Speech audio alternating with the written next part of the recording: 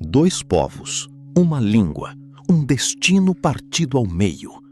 Hoje existe um país chamado Portugal e existe uma região da Espanha chamada Galiza. Mas durante séculos, esses dois territórios foram a mesma coisa, o mesmo povo, a mesma nobreza, a mesma fala. A separação não foi natural, não foi inevitável. Foi o resultado de uma traição, de um rei preso numa torre até morrer e de uma nobreza que fez uma aposta diferente da outra. E a aposta que perdeu foi a da Galiza. O que separa um povo que funda um país de um povo que vira província? A resposta está nesta história, e ela começa muito antes de Portugal existir. Para entender por que a Galiza não virou Portugal, é preciso voltar a um tempo em que Portugal não existia e em que a Galiza era o centro do mundo cristão no Ocidente Ibérico. No século IX, após a invasão muçulmana que varreu o reino visigótico em 711, a faixa norte da Península Ibérica era o único território cristão que resistia. E o coração desse território tinha nome: Galécia, a antiga província romana que abrangia o que hoje é a Galiza espanhola e o norte de Portugal até o Rio Douro. Um único espaço político, cultural e linguístico. Um único povo. Santiago de Compostela, cujo santuário foi erguido sobre o suposto túmulo do apóstolo Tiago no século IX, não era apenas um destino de peregrinação, era o símbolo da resistência cristã. A cidade mais sagrada do Ocidente depois de Roma. E ela ficava na Galiza. A língua falada de Braga a Santiago, do Douro ao Atlântico, era a mesma. Os cronistas da época chamavam de galego-português, uma única fala, fluida, que atravessava fronteiras que ainda não existiam. As famílias nobres do que hoje é o norte de Portugal e as famílias nobres da Galiza eram muitas vezes literalmente a mesma família. Casamentos cruzados, títulos partilhados, lealdades que não conheciam o rio Minho como limite. Mas havia uma força que começava a puxar esse mundo em direções opostas. O Reino das Astúrias, e depois o Reino de Leão que o sucedeu em 910, precisava expandir para o sul. E para expandir, precisava de nobres dispostos a guerrear na fronteira. Foi nessa fronteira que o destino da Galiza e do futuro Portugal começou a divergir, de forma ainda imperceptível, mas já irreversível. Em 1065, o rei Fernando I de Leão fez o que os reis medievais faziam quando queriam garantir a paz entre os filhos, e acabavam por garantir exatamente o contrário. Dividiu o reino entre os três herdeiros. Sancho ficou com Castela, Afonso VI ficou com Leão, e Garcia, o filho mais novo, ficou com a Galiza, incluindo os territórios a sul até o rio Mondego.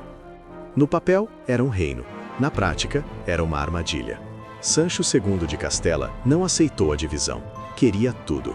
Em 1071, se aliou a Afonso VI para invadir a Galiza juntos, derrotou Garcia em batalha e o forçou a fugir para o único refúgio que lhe restava, a corte muçulmana de Al-Mutamid, em Sevilha.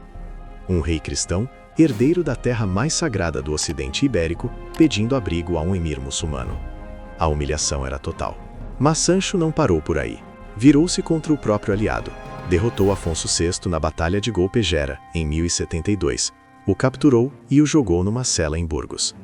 Afonso VI conseguiu fugir e foi parar exatamente no mesmo tipo de lugar onde Garcia já estava, numa corte muçulmana. Garcia estava em Sevilha, com Al-Mutamid. Afonso VI foi para Toledo, com Al-Mamun.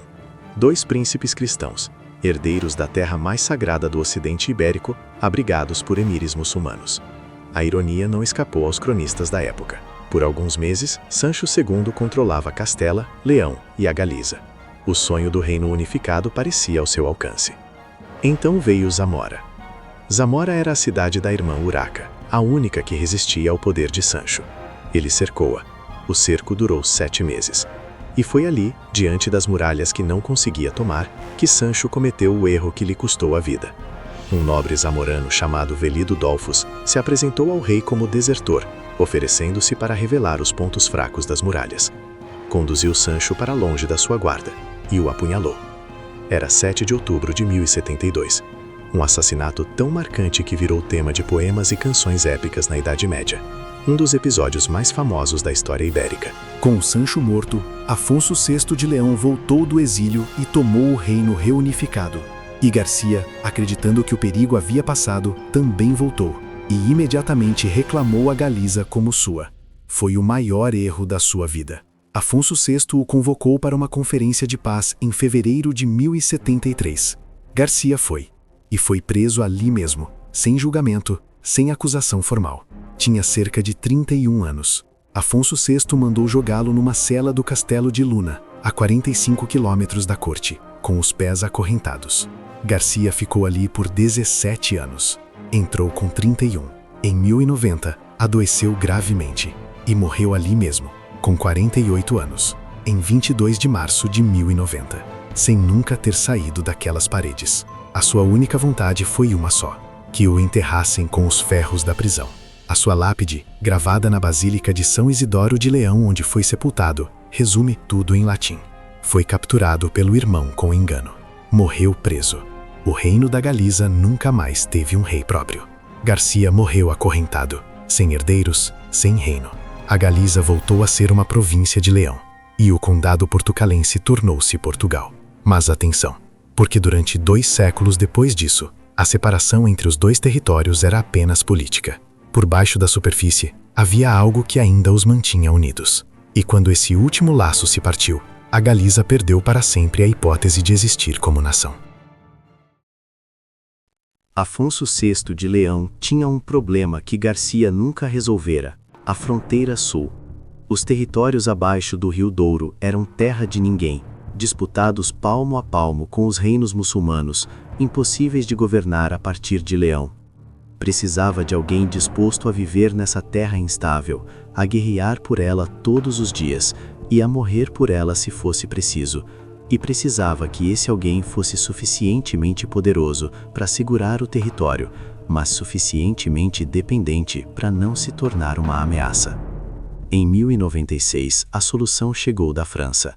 Dom Henrique de Borgonha, nobre francês sem herança própria, sobrinho neto de Afonso VI pelo lado materno, recebeu o condado portucalense como dote pelo casamento com Dona Teresa, filha bastarda do rei.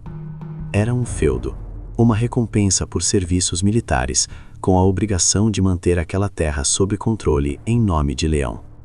Se quiser entender em detalhe quem foi Dom Henrique de Borgonha e como ele transformou esse território numa nação em 32 anos, já fizemos um vídeo completo sobre isso aqui no canal. Portugal antes de ser Portugal, 32 anos que mudaram tudo. O link está na descrição. Mas aqui está o que separou o destino do condado portucalense do destino da Galiza. E não foi geografia, língua ou fé, foi a nobreza. A nobreza galega estava há gerações integrada nas estruturas de poder de Leão. Suas famílias tinham títulos, cargos e privilégios que dependiam da corte leonesa. Separar-se de Leão significava perder tudo isso. Para eles, a independência era um risco sem recompensa. A nobreza do condado portucalense, as famílias enraizadas em Guimarães, em Braga, no Vale do Minho, vivia numa lógica diferente. Estava na fronteira, guerreava na fronteira e pagava tributos a uma corte distante em Leão que pouco compreendia a realidade daquele território.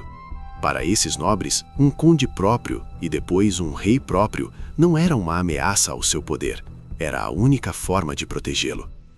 Quando Dom Henrique morreu em 1112, deixou para trás uma viúva, Dona Teresa, e um filho de 3 anos chamado Afonso Henriques, e uma nobreza portucalense que já havia decidido, silenciosamente, que não queria voltar a ser apenas uma província de Leão. A Galiza não tinha essa nobreza, nem esse filho. E tinha um obstáculo que raramente é mencionado nesta história. O próprio arcebispado de Santiago de Compostela era um dos pilares do poder leonês na região. Os arcebispos de Compostela tinham tudo a perder com uma Galiza separada de Leão, e tudo a ganhar mantendo-a integrada num reino maior onde a sua influência era enorme. E foi então que Afonso Henriques cresceu. Em 1128, na Batalha de São Mamede, que já contamos em detalhe num vídeo aqui no canal, ele derrotou a própria mãe, proclamou-se senhor do condado e deu o primeiro passo para fundar Portugal. A Galiza não teve nenhum Afonso Henriques. E não teria. No século XIII, galegos e portugueses ainda se entendiam sem esforço. Não era uma questão de dialetos próximos, era literalmente a mesma língua escrita, usada pelos mesmos poetas, copiada nos mesmos manuscritos. As cantigas de amigo, as cantigas de amor, as cantigas de escárnio, o conjunto lírico mais sofisticado da Península Ibérica medieval, foram escritas nessa língua comum. E o rei que mandou compilar a maior coleção desse período, Afonso X de Castela, não usou o castelhano para os seus poemas religiosos, usou o galego-português, porque era a língua do prestígio literário, a língua que soava mais próxima do sagrado. A separação não aconteceu por decreto. Não houve um dia em que alguém decidiu que o galego e o português seriam línguas diferentes. Aconteceu por acumulação, lenta, invisível e completamente política. Portugal expandiu-se para o sul. A corte portuguesa transferiu-se para Lisboa em 1255, sob D. Afonso III. E Lisboa não era território galego-português, era território de uma população moçárabe, de falantes de árabe, de judeus sefarditas, de colonos vindos de todas as partes da península. O português absorveu essa mistura. Ganhou sons novos, palavras novas, uma cadência diferente. E foi em Lisboa, não no norte, não em Guimarães, não em Braga, que a língua portuguesa encontrou a sua forma definitiva. A Galiza ficou no norte, com o Atlântico e o Mar Cantábrico nas costas, Portugal ao sul e Castela a fechar o único caminho para o interior. Sem expansão territorial, sem uma grande cidade que puxasse a língua para novas direções. E a partir do século XIV, sob pressão crescente do castelhano, que avançava não com exércitos, mas com documentos, com cargos, com a língua da administração e do poder. Quem quisesse subir na corte de Castela precisava escrever em castelhano. E assim, aos poucos, o galego foi saindo dos documentos, depois da literatura, depois das cidades. Em Portugal, o caminho foi o oposto. A língua expandiu-se com os navios. Em 1500, quando Pedro Álvares Cabral chegou ao Brasil, o português já era uma língua forjada por 2 séculos de contato com o árabe, o berbere, as línguas africanas e o hebraico. Uma língua atlântica, viva, em movimento. O galego ficou numa península. O português saiu para o mundo. Hoje, o português é falado por mais de 250 milhões de pessoas em 4 continentes.